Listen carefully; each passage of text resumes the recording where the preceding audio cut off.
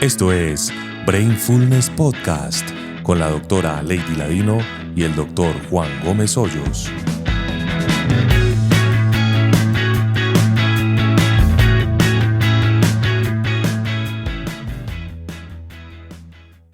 El trauma no es lo que te pasó a ti, es lo que pasó dentro de ti. Es la herida que requiere ser sanada. La semana pasada mi hijo menor, jugando, se cayó sobre su codo y se fracturó el hueso del brazo. Ese momento fue muy doloroso, ese fue su momento traumático. Pero la herida, el problema en realidad fue que el hueso se rompió, que había un desplazamiento, que había sangre, hematoma, que el brazo estaba deforme. Nosotros como papá médicos ahí estando inmediatamente corrimos, lo asistieron, lo operaron inmediatamente, ya está súper bien. Ahora imagínense ese escenario en una situación de guerra o desastre natural, en donde nadie hubiera podido ayudar a ese niño en el momento. ¿Qué hubiera pasado? Que ese hueso no hubiera quedado en la posición en la que debería y posiblemente no hubiera podido usar su bracito a futuro. Exactamente eso pasa en el trauma emocional. Hay una alteración que genera cambios en el cerebro e incluso cambios en la expresión de los genes de las personas, por lo cual se transmite de generación en generación. Este tema me lo habían pedido mucho y yo me le había hecho el quite porque en el fondo implicaba aproximarme a mis traumas. Cuando hablamos de trauma generacional, tenemos que hablar de la infancia y todos fuimos niños, sin excepción. En la Segunda Guerra Mundial, los nazis asesinaron a casi 6 millones de judíos en Europa. Esto es conocido como el Holocausto o catástrofe o quemarlo todo, dependiendo si se habla en griego o en hebreo. Fue un trauma tan intenso el que vivieron los que sobrevivieron, que ese trauma se ha transmitido de generación en generación y es uno de los genocidios que tiene más estudios neurocientíficos. Los hijos y los nietos de estos sobrevivientes tienen más riesgo de depresión, ansiedad y paranoia. Y hoy les voy a contar la historia de uno de ellos. Vámonos 80 años atrás y pensemos en un niño de 12 mesecitos. Su familia vivió este genocidio. Sus abuelos fueron asesinados en Auschwitz. Al papá lo secuestraron los nazis. La mamá vivió todo este proceso durante el embarazo. Imagínense el trauma del embarazo. Y luego nace este niño y cuando tiene 1 año de edad, para ella sobrevivir y para que él también pudiera vivir, se lo entrega a una completa desconocida durante 5 semanas. Este niño en su mente se siente abandonado en medio de la guerra por esas figuras de apego que tenía. Estoy hablando de Gabor Maté, un médico húngaro-canadiense que se ha dedicado a investigar el trauma, que ha escrito muchísimos libros. Y este hombre dice, dime qué te molesta y te diré cuáles son sus traumas. Las experiencias tempranas van a determinar cómo nosotros vemos, interpretamos y reaccionamos al mundo. Y hay 2 hits o 2 golpes. Uno es in útero, cuando estamos dentro de nuestras madres. Y el segundo es posparto, en esa interacción madre y padre e hijo. Digamos que la manera en que nosotros vivimos esas primeras experiencias en la infancia se quedan en la memoria de cada célula de nuestro cuerpo. Y adivinen cuál es el órgano más sensible. Sin duda, el cerebro. Hoy les voy a explicar cómo el trauma emocional, en el 95% de los casos, es multigeneracional. O sea, casi nunca empezó conmigo o contigo, posiblemente con tu tatarabuelo, y se ha transmitido de generación en generación. Hoy les voy a explicar cómo aún siendo padres amorosos o habiendo tenido padres amorosos, si ellos fueron abusados o sufrieron un trauma, transmitieron epigenéticamente el trauma a nosotros. No estoy hablando de un padre abusado que abusa, estoy hablando de un padre abusado o traumatizado que es amoroso con su hijo y aún así está transmitiendo el trauma. Pero ¿cómo así? O sea, ¿el trauma puede afectar mi cerebro? ¿El trauma puede afectar mi cuerpo? Claro que sí. O sea, el trauma emocional genera cambios biológicos y una de las muestras más dicientes fue lo que pasó en la hambruna holandesa. En 1943, nuevamente los nazis quitaron el flujo de alimentos que llegaban a una población en Holanda y sufrieron el invierno con mayor hambre de la historia. Las 2.300 calorías que consumían en promedio se redujeron a 500. Literal, pasaron hambre. 22.000 personas murieron de hambre, se estaban comiendo los tulipanes para sobrevivir. Obviamente había mujeres embarazadas. Entonces esta cohorte de estos niños nacidos en esta hambruna ha sido muy estudiada desde todo punto de vista científico. ¿Qué pasó? Los niños nacieron de bajo peso, absolutamente esperable, pero estos niños cambiaron su material genético, se hicieron más eficientes en almacenar calorías. Entonces, lo poco que comía la mamá, lo poco que les llegaba, lo almacenaban. Y en su adultez fueron obesos. Es decir, cuando ellas dieron a luz, se acabó la hambruna y ya podían comer la cantidad de comida normal. Estos niños, comiendo la cantidad de comida o las calorías igual a una población diferente, tenían obesidad, porque el DNA estaba acostumbrado a acumular esas calorías de una manera exageradamente eficiente. Y no tenemos que hablar de exterminios, hambrunas, aunque en América Latina hemos tenido genocidios indígenas, masacres y guerras, pero podemos ir a lo más pequeñito, a la familia, al individuo, al abuso físico, emocional, sexual, a la violencia familiar. Ese es el pan de cada día en mi consulta. Esos traumas que sufrimos como niños, que no necesariamente estuvimos viviendo una guerra, afectan el funcionamiento de nuestro cerebro. Y hay algo muy preocupante que habla mucho Gabor Mate, y él dice, estamos viviendo la primera generación en donde los niños pasan menos tiempo con sus padres, porque están trabajando, porque están ocupados, estresados, distraídos, desconectados de la tribu como antes crecíamos. Crecíamos con todos los primitos, con todas las tías, digamos como en una maternidad y paternidad comunal. Ahora estamos solos, papá, mamá e hijos, aislados de los otros, y aparte estamos conectados a las pantallas. Entonces no necesariamente tiene que haber un abuso físico, sexual, emocional, intencional, sino que solo la negligencia, esa falta de atención puede generar trastornos en el cerebro de los niños. Esa falta de atención que le estamos prestando a nuestros hijos ha aumentado el diagnóstico y la medicación por diferentes neurólogos o psiquiatras, porque ellos están buscando atención. Entonces esto cambia el comportamiento. Entonces la neurobiología ha demostrado que el trauma altera el desarrollo del cerebro en 3 funciones. La primera, la regulación de emociones. La segunda, la capacidad de interactuar con el otro, o sea, la socialización. Y la tercera, la manera como respondemos al estrés, la respuesta fisiológica al estrés. Pero ¿qué es exactamente lo que sucede? Supongamos que una mujer está en embarazo y está viviendo una situación traumática. En los ratoncitos, 4 días antes del parto, un embarazo dura 20 días, les ponen una esencia, un olor a predador. Y estas ratoncitas empiezan a estresar, pero ya también hay estudios en humanos. Entonces, la mujer entra en un sistema simpático de huida, de pelea o de congelamiento, fight, flight or freeze. Entonces estamos hiperalertas, hiperactivas, estamos en embarazo, tratamos de cuidar a la cría, pero esto genera una hipoxia que es una falta de oxígeno para bebé, pero es lo suficientemente leve como para que no haya una amenaza de aborto, de parto pretérmino, pero suficiente para generar cambios en la mitocondria. La mitocondria es como la cocina de la célula. Es una estructura en donde se están cocinando literal múltiples labores, genes maternos. Esta mitocondria empieza a acumular unos metabolitos que son marcadores de hipoxia y eso va y daña la metilación, altera la metilación del DNA, que es la manera como el DNA o el material genético se expresa. Y esto aumenta la expresión de genes de depresión en los hijos de madres que sufrieron trauma mientras estaban en embarazo. Y nos pasa mucho a los médicos que uno está preguntando por antecedentes. Yo en mi consulta de epilepsia siempre empiezo por el inicio, que es cómo fue el embarazo cuando estabas en la barriga de tu mamá. Y me empiezan a decir, doctora, sí, yo vivía en una vereda y estaba muy angustiada, había una situación difícil. Y yo, no, pero venga, amenaza de aborto, amenaza de parto pretérmino, preeclampsia, no, nada de eso. Y uno pone embarazo normal. Y no hay nada más lejos de la realidad. O sea, fue un embarazo con estrés emocional que posiblemente alteró los genes del paciente mucho más de lo que hubiera ocurrido durante una amenaza de parto pretérmino. Entonces, a todas las mamás que están escuchando este episodio, que en este momento están embarazadas, tómatelo con calma, respira profundo, deja de estar cumpliendo tantas expectativas y disfruta tu embarazo. Y a todos los que somos niños nacidos entre los 70, 90, que escuchan estos episodios y están pensando, mi mamá está absolutamente traumatizada, tenía depresión, vivió esto y lo otro, tranquilos. Esos cambios epigenéticos se pueden revertir.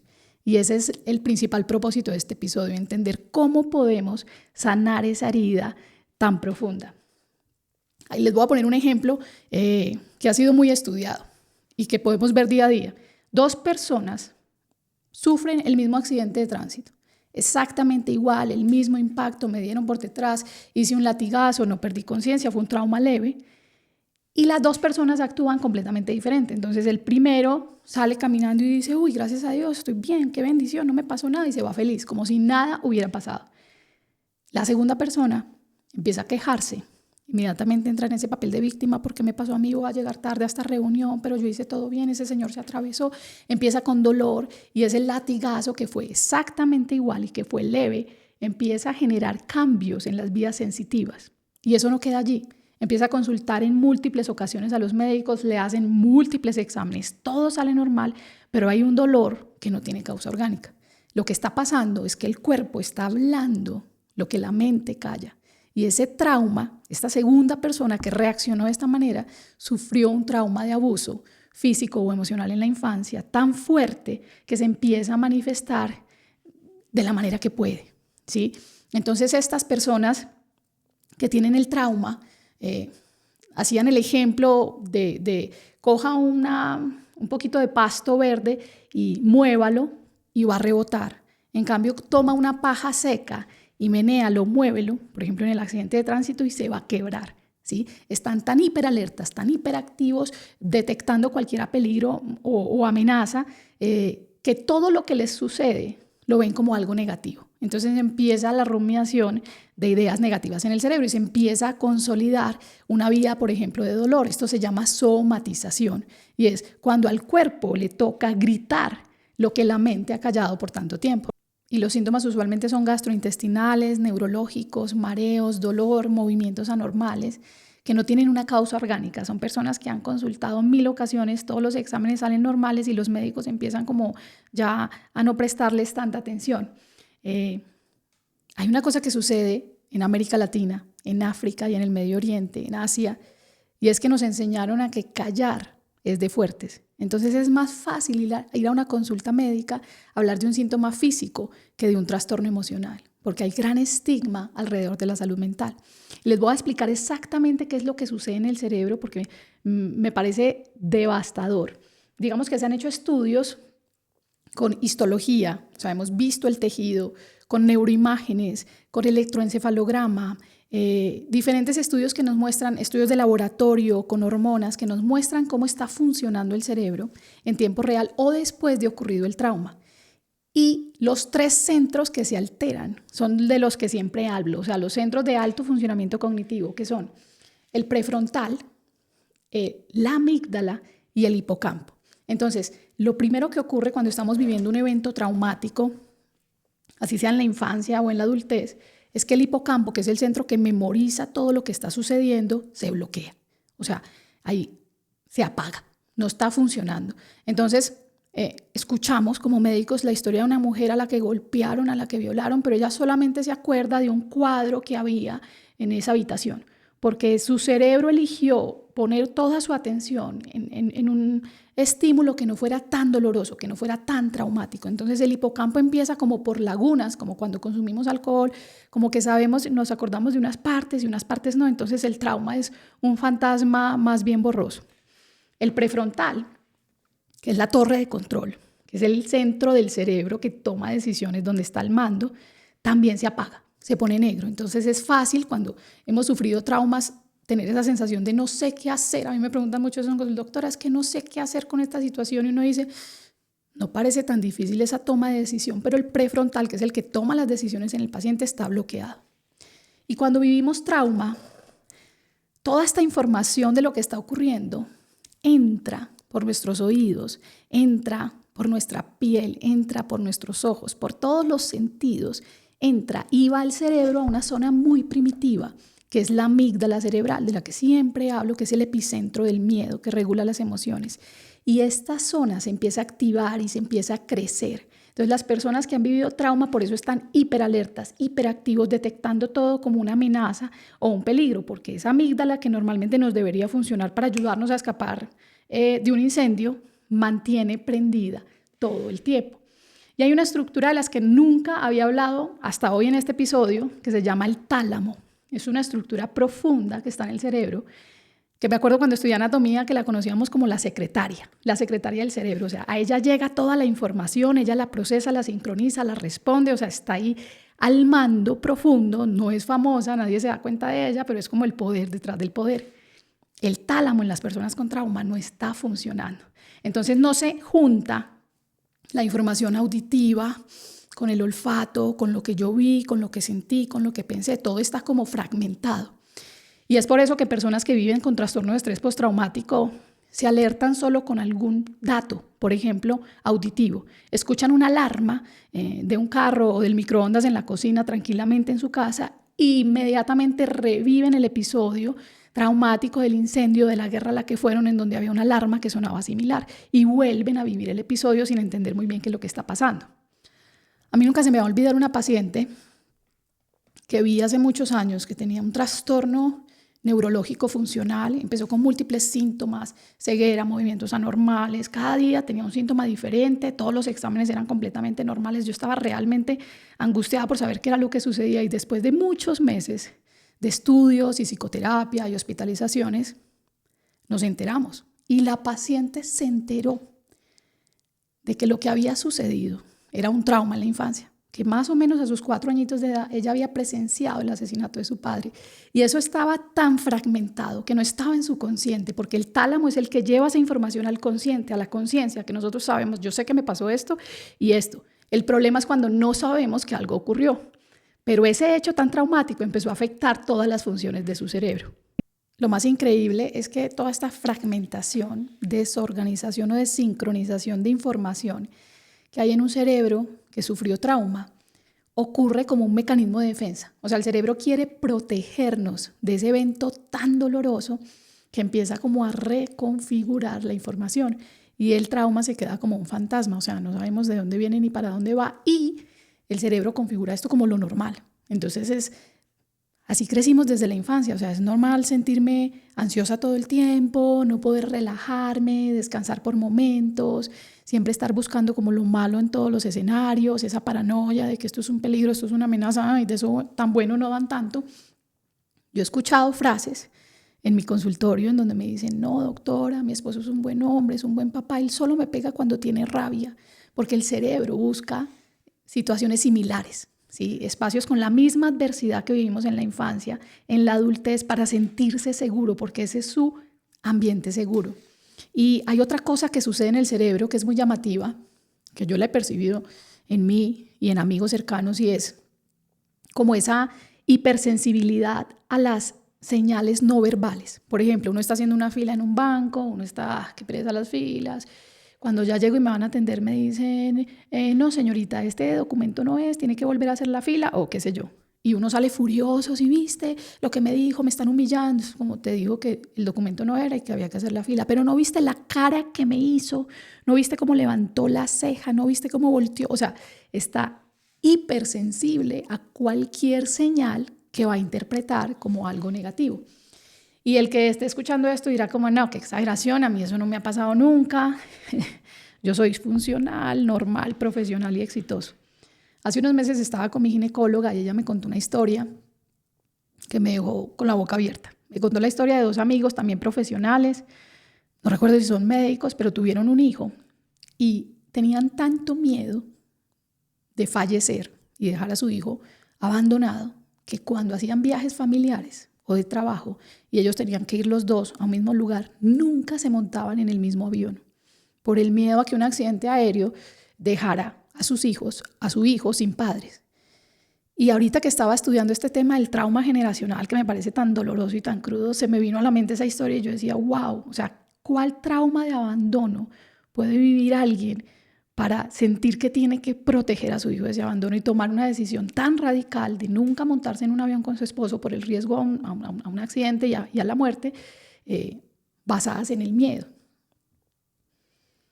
Lo bueno de todo esto, o sea, las buenas nuevas, es que hay estrategias. O sea, el primer favor que les pido es que si usted está escuchando el episodio y ese trauma no solamente viene de generación en generación, como todos los que estamos escuchando, que tenemos traumas por allá del bisabuelo, sino que también hubo trauma en la infancia, pero aún estás viviendo hoy una situación de trauma. Estás en un en una relación de pareja o de amistad o laboral conflictiva que te está generando esa respuesta del simpático, por favor, haz algo para esa situación, busca ayuda, siempre se puede resolver. O sea, eso no es un escenario normal, esa adversidad no tiene que perpetuarse en la vida, o sea, busca ayuda. Lo bueno de esto es que podemos transformarlos. Sí, podemos moldear nuestro cerebro, o sea, todos esos cambios que ocurrieron pueden remoldearse y aún los cambios genéticos. La epigenética consiste en poner unas moléculas encima de los genes que alteran la expresión y nosotros podemos revertir esas epimutaciones con algunas terapias y algunas estrategias. Entonces, el primer paso para sanar una herida es reconocer que existe. ¿Y cómo la voy a reconocer si yo no me acuerdo de lo que pasó? Como en el caso que le conté de la niña que había presenciado ese asesinato, ese momento violento. Cuando trato de hablar del tema, las palabras no me salen. O sea, es como un fantasma borroso que yo sé que hay algo que me genera disconfort, pero no sé exactamente qué es. Por ejemplo, en mi caso, yo siempre pensé que tuve una familia perfecta. Yo veía alrededor de mí cuando yo era niña separaciones, divorcio, violencia. Yo decía, mi familia es perfecta. Y hoy, con este episodio de trauma, tengo que admitir que generacionalmente recibí muchas cosas positivas, pero también negativas. Y que todas esas cosas negativas, a veces esa necesidad de aprobación, la inseguridad, las transmití a mis hijos, aunque sea la mamá más amorosa del mundo. Entonces, es momento de sentarse y reconocer. O sea, de empezar a pensar, ¿yo por qué estoy actuando de esta manera? Y para reconocerlo, tenemos que ir como un espectador a esa mente o a ese cerebro, tratar de no involucrarnos emocionalmente, sino de manera muy racional, con un prefrontal muy fortalecido. Y acá les recomiendo que nos sigan en las redes sociales en donde tenemos muchos tips y consejos para mejor toma de decisiones. Ir como un prefrontal a mirar y a tratar de ver el pasado y reconocer, porque nunca vamos a sanar una herida que no reconocemos ni siquiera que existe. Entonces, digamos que la manera en que yo reconocí mis heridas fue la maternidad, porque sin duda, o sea, es una terapia para aflorar heridas de la infancia. Y afortunadamente, o sea, gracias a Dios eso ocurrió porque habían heridas que estaban alterando mi comportamiento durante toda mi adultez, pero que ahora yo puedo decir, las voy a enfrentar, voy a dar lo mejor de mí y especialmente voy a proteger a mis hijos para que ellos no vivan eso que yo ya viví. Entonces, una vez reconocemos que sí tenemos heridas, que no somos perfectos, que sí tenemos grietas, la segunda estrategia es hablar de eso. Hablar libera, ordena y sana. Hablar con nosotros mismos, hablar con amor, hablarnos bonitos, hablar con una tribu amorosa. Y yo acá les quiero decir, hay gente muy buena, con las mejores intenciones, muy cercana, pero cuando hablamos de nuestros traumas nos critican, nos juzgan, nos dan duro. Eso no es una tribu amorosa. Elige bien con quién hablar. Y definitivamente hablar con la fuente de amor. O sea, hablar con Dios es orar, eso es conversar y decirle, yo literalmente le he dicho como, papá, ¿esto por qué me dispara tanto? Revélame qué hay detrás. Y uno se uno se sorprende con las cosas tan sutiles que empiezan a crecer como una bola de nieve y cambian nuestro comportamiento. La tercera estrategia es, siempre que estés perdido, vuelve a tu cuerpo. Y acá hay una parte muy importante del cerebro que es la ínsula, que es acá profunda, muy protegida entre el frontal y el temporal, y ella determina la postura corporal. Entonces, los invito a que donde están, evalúen cómo están sus mandíbulas, si están tensionadas, si su lengua está relajada, flotando, si están sonrientes, si tienen una postura de poder, o si por el contrario están encogidos, sumisos, con el celular acá, con el cuello flexionado, y que lo repitan durante el día. O sea, que cada momento del día estén pensando cómo está mi postura y la corrijan. Y que en vez de estar así, podamos corregir nuestra postura porque el cerebro va a interpretar que si el cuerpo está en una postura de poder, una postura apropiada, es porque la mente está bien. Y digamos que eso nos va a dar tiempo, es un truco, como que entre comillas vamos a engañar a la mente y a decirle que estamos bien mientras vamos usando las otras estrategias, pero nos sirve muchísimo. Para mí, lo más fácil es hacer esto día a día con la propiocepción, o sea, cómo me estoy parando, y corregir y repetir hasta que yo encuentre la postura apropiada Pero lo segundo es practicar un deporte, hacer ejercicio, ir a levantar pesas porque no hay postura normal allá, todas las posturas son de poder, bailar, todos estos movimientos que me generan a mí, por ejemplo, jugar con mis hijos, que yo salgo corriendo y soy un dinosaurio, esta postura de poder me genera muchísimo bienestar. Y es porque mi cerebro está diciendo, el cuerpo está súper bien, seguramente la mente está súper bien.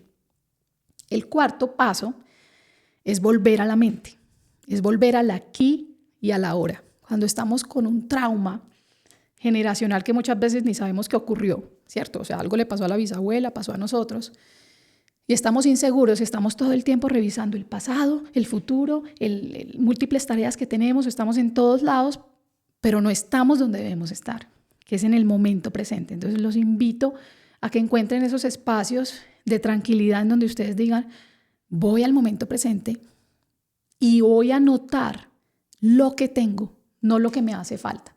Porque siempre estamos pensando en lo que no tengo, en lo que me falta, el pendiente que me falta por hacer, en lo que quiero comprar pero no puedo, Dese cuenta en el momento ahora de lo que tiene, qué sé yo, un techo, una familia, una ducha de agua caliente, un plato de comida, cosas que damos por sentado pero que son supremamente importantes. La realidad para el cerebro es donde está enfocada la atención. Si usted está todo el tiempo pendiente de lo que no tiene, va a ser absolutamente infeliz. O sea, esta es la fórmula de la infelicidad. Pero si usted se enfoca en lo que sí tiene y agradece, va a liberar neurotransmisores de bienestar, la amígdala cerebral que estaba gigante se va a calmar, se va a apagar, el cuerpo se va a desinflamar, es un antiinflamatorio. Les recomiendo muchísimo el episodio 34, que es sobre la gracia de agradecer. Les recomiendo este episodio, para mí es el mejor que hemos hecho entre primera y segunda temporada, porque es una estrategia muy sencilla, con muchos efectos y que nos va a ayudar a superar el trauma, porque nos va a llevar al presente y vamos a decir, tengo esto, qué bueno. Y para el cerebro va a ser extraño, porque está procesando, consolidando una vía negativa de lo que me hace falta, de lo que no tengo, de lo que quisiera. Y esa vía lentamente se va a debilitar y los pensamientos y las emociones positivas van a aumentar. Bueno, la última estrategia es, si todo lo que he dicho ya lo has vivido, ya lo has pasado, nada te ha funcionado, por favor busca ayuda profesional. Psicología, neurología, neuropsiquiatría, psiquiatría, psicoterapia, medicamentos. Definitivamente un medicamento antidepresivo puede generar la creación de neuronas en estas zonas que acabamos de decir que están afectadas. El hipocampo puede calmar la amígdala, puede aumentar y fortalecer el prefrontal. O sea, cuando tenemos un problema serio, definitivamente hay que buscar ayuda seria. Hoy los invito a dejar el silencio de este trauma, de este monstruo, de este fantasma que a veces no tiene ni forma ni color, y los invito a buscarlo, a hablarlo, a expresarlo, a compartirlo, a volver al cuerpo, a volver al presente, a agradecer por lo que sí tenemos, para sentirnos mejor, pero especialmente para amar mejor y para romper, o sea, ponernos en la brecha generacional y evitar que este trauma pase a nuestros hijos, a nuestros nietos, etcétera, etcétera. Si crees que esta información es de valor, te invito a compartirla con las personas que amas.